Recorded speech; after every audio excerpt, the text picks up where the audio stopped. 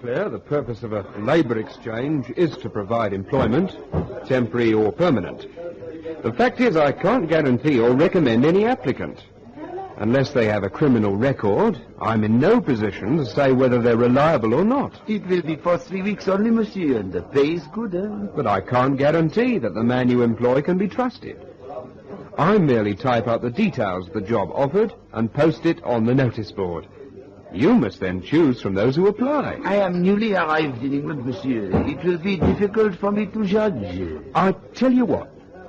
Why don't you try one of the independent agencies? Assignments Unlimited. Grosvenor 5995. The address, if you wish to call on them, is 33 Half Moon Street. Aubrey Mason at your service. At Assignments Unlimited, we do anything, anywhere, at any time. 33 Half Moons.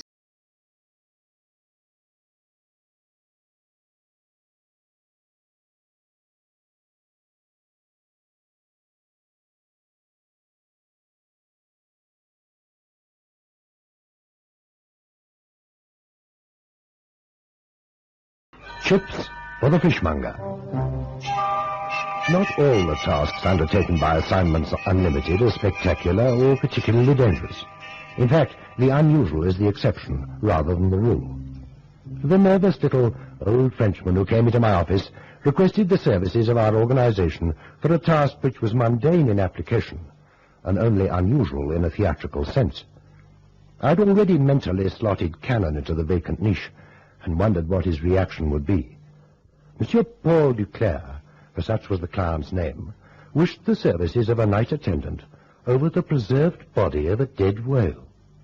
On reflection, it was perhaps an unusual request. I said so. You did say a dead whale, Monsieur Duclair. A magnificent exhibit. A Greenland whale. I began with a blue sperm whale, but found it too large to transport through the doors of most hulls that I hire. Extraordinary. You see, a whalebone is immensely strong, and I discovered that if the inside of the beast is removed and the carcass inflated with air, it is possible to preserve the outer skin and membrane with formaldehyde. In time, the shell hardens and the air can be released. Well, that's most interesting, Monsieur Duclair. I take it that you then exhibit the whale. Oui. I have had great success in France, and I have now come to your country for a short tour of 3 weeks before I go on to the United States, where I hope to enjoy singular success. Well, just out of interest, Monsieur Duclair, how do you pump up the whale in the first place? Good question. On top of the head is contained a pocket of ambergris. This has a high commercial value, and when removed, leaves a small funnel leading to the interior of the beast. Into this, a hose is connected, and voila! But don't you have to make a cut in the thing to clean it? No, that is done through the mouth. So now we have a good circulation of air that helps to preserve the beast. Some beast. The greatest of all living things, monsieur. The noblest creature in all creation. Yes, I'm sure. But what exactly do you wish us to do? I require a night watchman of impeccable integrity. He will also be required during his tour of duty at night to pump formaldehyde into the creature. It sounds simple enough. Why must the man's character be so blameless? An exhibit of this nature is preyed to vandals, monsieur. Many times in France have I been accosted by those who would cut into the exhibit to satisfy their morbid curiosity that what I have on show is really the genuine article. Well, needless to say, I have just the man for the job. I'm not sure how you'll take it. It's an odd request, but you may rest assured that no vandal will come near your whale. I am delighted, Monsieur Mason. What were you thinking of paying this night watchman? I thought £15 a night. Cannon will be happy to pump formaldehyde all night for that money. I beg your pardon, monsieur? Cannon, one of our men here. He'll be delighted to take on the job. Where and when must he report? Oh, tonight, if it is possible, at the Exeter Hall in Camberwell. He'll be there. Cannon, you say? That's right. I might send him down this afternoon just to give the place the once-over. That would be admirable, Monsieur Mason. Thank you, and good day to you. Good day, Monsieur Duclair.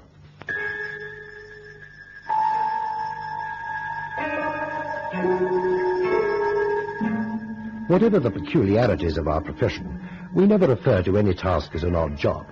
We try to avoid weeding gardens wherever possible. But our boast is that we'll tackle anything. And it was to Cannon's sense of professional duty that I appealed when he came into my office. He left for Camberwell at 3:30, and I sensed that our relationship had become a little strained. An hour later, he reported back by telephone. Assignments unlimited. You can say that again. Oh, hello, Cannon. How are you making out? Well, I've met the Gull's answer to Moby Dick, and I've had 5 minutes instruction on the formaldehyde pump. Good. Is it a real well? Are you kidding? The caretaker's cat's had a brainstorm. It's just my luck to get a job playing nursemaid to an oversized kipper. Oh, it's only for 3 weeks, Cannon. You're part of show business. Yeah, and everybody's having a whale of a time. That was corny. Remember what Duclair said about vandalism? It's on the cards that the Camberwell boys might take it into their heads to carve up his exhibit. Well, if they do, it'll provide a light relief from the formaldehyde pump. Now, one thing about this guy Duclair, though, he's got a sense of humor. He slipped me a tip when I arrived. Good for him. What was it? A fin.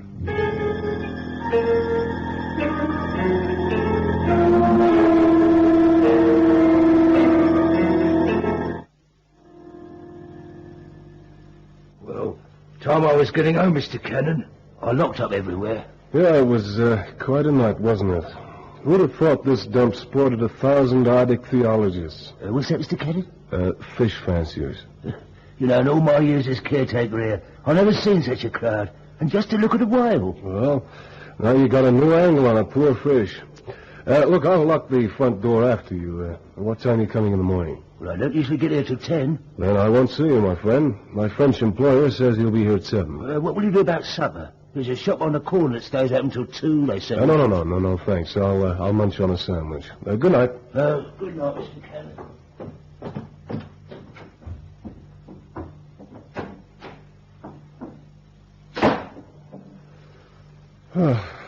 Well, I guess I'll get out the formaldehyde pump, and then I can settle down with a magazine. I would have thought a guy could make money out of a dead whale. But this operator coins it. 2,000 times 2 shillings. Oh, boy. Well, Mobley, here comes your first shot.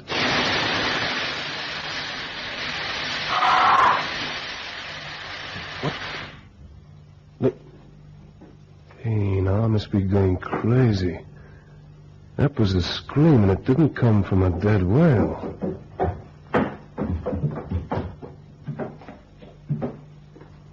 No. Doors all locked. There's nobody in the rafters. No, I didn't imagine that. I don't believe in ghosts, but there's nobody here. Hey, wait a minute. What did Duclair say about the hollow inside of this whale? So somebody's being smart in Camberwell. Okay. Flashlight. The mouth, he said.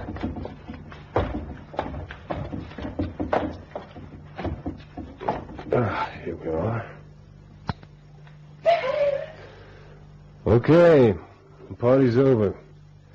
Come on out of there. Why are you being smart? Come on out you get.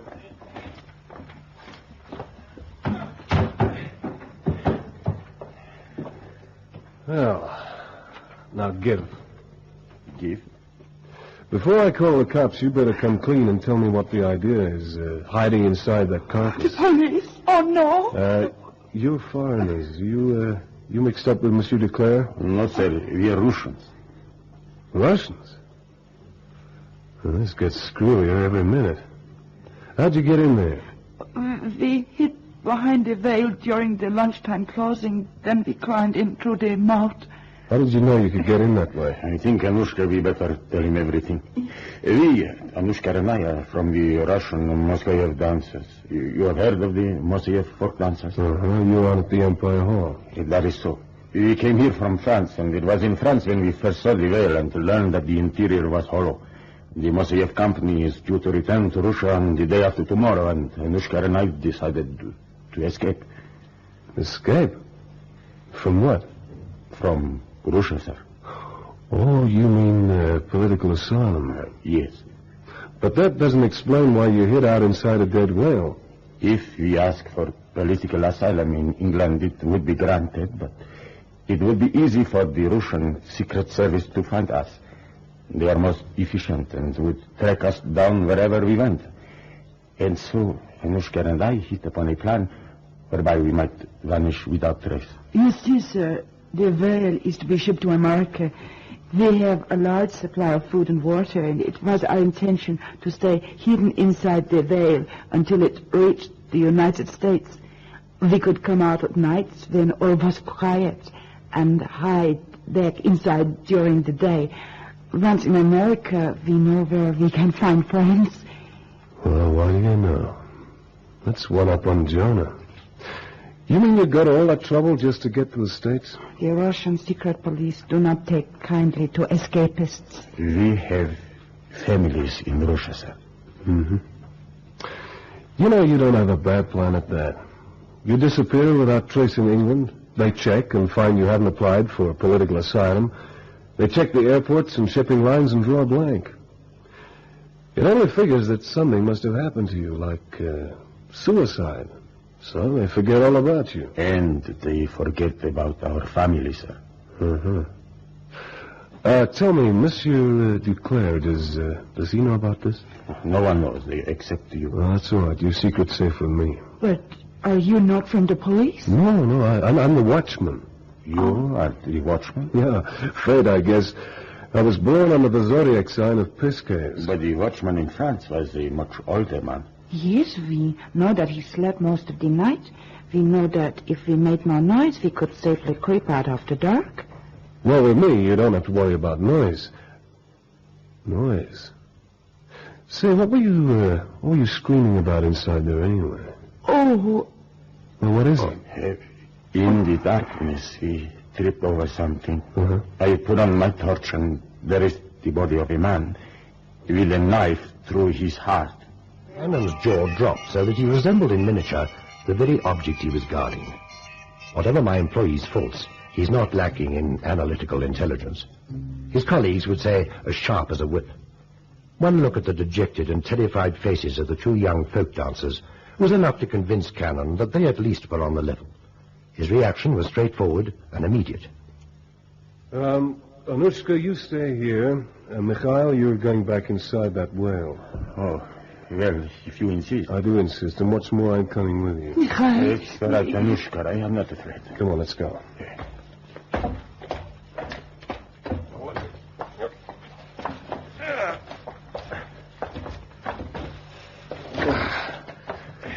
Yeah. Now then, put on the flashlight. Now, where is it? They're right there. As you said, a knife through the heart. Do you know this man? I think I have seen him somewhere. I cannot be sure. Well, have a good look. The formaldehyde must have seeped into him. He's well preserved. How long do you think he's been there? Well, should I know?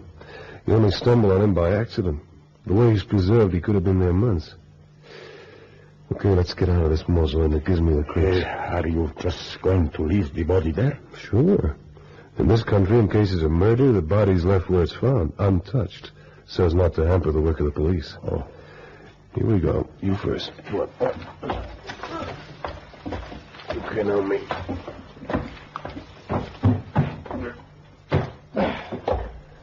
Mikhail. The body is there, as we saw it. Anushka hoped she might be dreaming. I can't say I feel much different, sir. This is the end for us. No. Come on, cheer up. It might be the beginning. When the police come, they will hold us as witnesses. Our defection will then be discovered. We will be taken back to Russia. Yeah, that's the point, Mikhail. Corpse in the body of a whale, 2 Russian refugees. Hey, hang on, there's a phone here somewhere. Look, Mikhail, while I telephone, you go back inside there and remove all traces of your presence. Didn't you say that you brought food? Yes. Well, get it out. Make sure there's no traces of your having been in there. If there's the slightest clue to link you with the dead man, you'll wind up here the same as you would in Russia.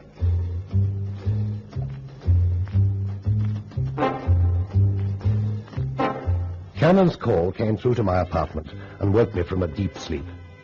At first I thought he'd lost his reason, and then that it was all a joke to get me out of bed and repay me for the task I'd handed him. But he finally convinced me that Mikhail and Anushka were real people, and that their plight was a tragic one. I gave him the only advice that seemed sensible at the time. The young Russian runaways would be safe for a while, at least, in Cannon's flat. Okay, that's settled. Did you telephone the police? No, my chief. I'm taking you to my flat in Chelsea. You'll be safe there for a while. Did you get everything out, Mikhail? Yes, everything, sir. Now, let's see. 2:15. Chances of any vandals coming now are pretty remote. I've got a car at the back of the hall, and I can have you in my place in 20 minutes. I'll drop you and come back, and then I'll ring the police. Pick up your gear and follow me. Come on. Go right in. Oh. Oh, it's strictly a bachelor's apartment, ma'am, but you could give it the feminine touch. I don't know how to say thank you. Well, then don't try. Help yourselves to anything you want. I'll just get back to the whale. Oh, the whale? Well, don't tell me you forgot. Oh, Anushka, the candle. I left the candle. What are you talking about? You told me to make sure nothing was left inside. I lit the candle so that I could see properly. I left it burning. You left a candle burning inside... But the blubber, the formaldehyde... That fish is more inflammable than an oil refinery. Yeah, let me through, will you? Excuse me. Thanks. No further, sir. Huh? The roof's going in any minute. Well, it'll be gutted. The entire building will be gutted. Yeah, it looks like it, sir. Monsieur Cannon, Yeah? I've looked everywhere for you, huh? I thought you might still be inside. Monsieur Duclair, well, it looks like my first job as a night watchman got off to a bad start. No, do not distress yourself. It was well in short, but how did it happen? Well, that's quite a question. I'm not sure. But where were you when it happened? I was having a smoke. Tell me just what you did, Monsieur Cannon. Well, I pumped in the formaldehyde like you showed me, and then I sat down on the bench to have a smoke. Suddenly, the whale started to smoke, too. You know what I mean? Yes, a stroke of luck. Luck? The whale is in short, as I said. I do not regret losing it. But it's burned down the entire hall. The place is a raging inferno. There'll be nothing left. No, nothing left. Absolutely nothing. And, that's about everything, Chief. Now, what makes you so suspicious of Monsieur Duclair? I don't know. It's maybe the way he looked at that fire. He was enjoying it. Seemed like he was hoping the thing would be destroyed. Oh, it might just have been the excitement. The entire building was razed to the ground. There's nothing but a heap of ashes. Well, don't you see? That body inside the well was reduced to a heap of ashes, too. Whoever that guy was, he wound up in his own crematorium. Yes, I checked on the Russian dancers. They're officially listed as missing. Mark you, that doesn't mean they weren't responsible for the killing. We've no idea who that man might have been, and now it seems we'll never know. Just supposing he was an official of the Russian secret police. Yeah, sure. Well, I'm going to cry about that. Oh, that's not the point. This is England. Well, no one has the right to take another man's life. Okay, Chief, thanks for the moral lecture. I'm serious. If those two youngsters did kill a man from the Russian police, then they must be handed over to the authorities. Well, you're right, of course, as always. But how are we going to prove who he was? How can we even prove that there was a man in there in the first place? There's nothing left, not a single solitary thing. Yes? Monsieur Duclair to see you, sir. I'll send him in, please. No. What do you suppose he wants? Well, he won't have come to congratulate us on our efficiency as night watchman. Bonjour, Monsieur Mason. Monsieur Cannon? Monsieur Duclair? Most regrettable about the exhibit, huh? Yes. Won't you take a chair? Thank you. I explained to Monsieur Cannon that financially there is nothing to worry about.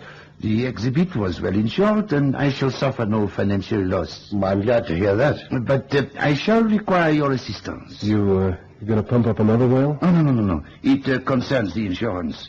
At the time of the accident, I was in bed in my hotel. In fact, the hall porter woke me and told me of the disaster.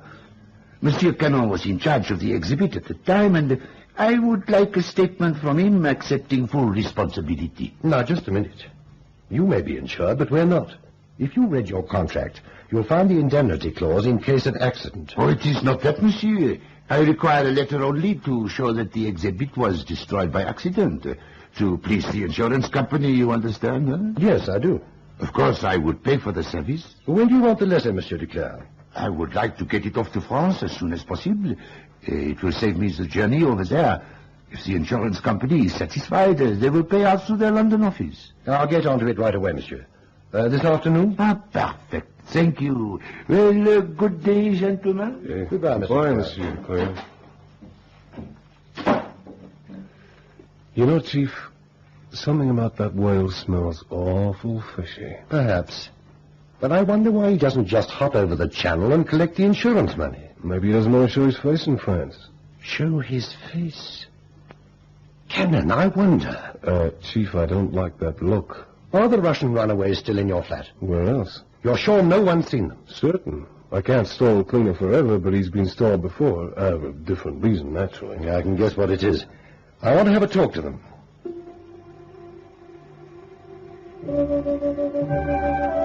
They were as Cannon described them, just two nice kids. However desperate their plight, I just couldn't imagine them plunging a knife into a man's heart, and the setting for the murder was too macabre for them to contemplate. I asked them about the exhibit they'd seen in France. How did you find out about the entrance into the whale? By watching the caretaker. He was an old man and rather surly. The whale was on show in the Place de la Poste, and we hid behind one of the pillars. We saw him climb in through the mouth. When we heard that the whale was to come to London and then to go to America, we hit upon our plan. Did you meet Monsieur Duclair? He's the owner. I don't think so. It was the caretaker we watched. You said to Cannon that you might have seen the dead man somewhere before. I think so, but I cannot be certain. Well, there's no chance now for a second look. If you saw the caretaker again, would you recognize him? Oh, yes. Anushka, too. I would know him anywhere. I'll just use your phone, Cannon. What hotel is Duclair in? Regent Palace.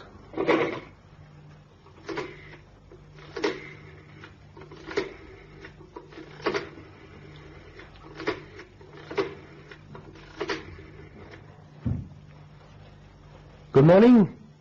Oh, I'd like to speak to Monsieur Duclair, please. Thank you. I'm going to invite him to the office early. I want Mikhail and Anushka hidden in the inner office where they can see him. Hello? Oh, Monsieur Duclair. Oh, this is Mason, Assignments Unlimited. Yes, I nearly finished it. Tell me, for how long was the whale insured? Yes, it couldn't have lasted forever, could it?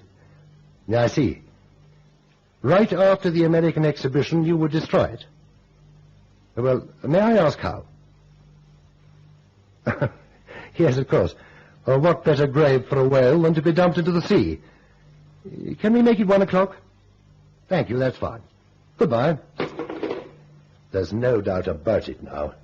Cannon in that outer office for these youngsters, I want 2 more people. Detective inspectors from the murder squad.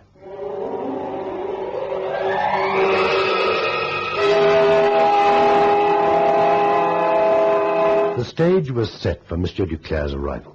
The police officers were fully briefed, and Mikhail and Anushka waited apprehensively. When Duclair arrived, they recognized him immediately, not as Duclair, but as the old caretaker. Publicity photographs of the real Duclair were immediately seen to be those of the dead man and the whale. Cannon, for once, was impressed. Well, not bad, Chief, not bad at all. But, what made him do it? Jealousy, probably. Like you, he didn't fancy having a whale as a bed companion, while his employer lived off the fat of the land. The fat of the whale. Oh, all right. He murdered his boss and left his body inside the exhibit. Later, all evidence would have been removed when the whale was dumped in the Atlantic. Cunning. But he couldn't take a chance on going back to France. He might have been recognized by someone in the insurance company. So he had to stay undercover.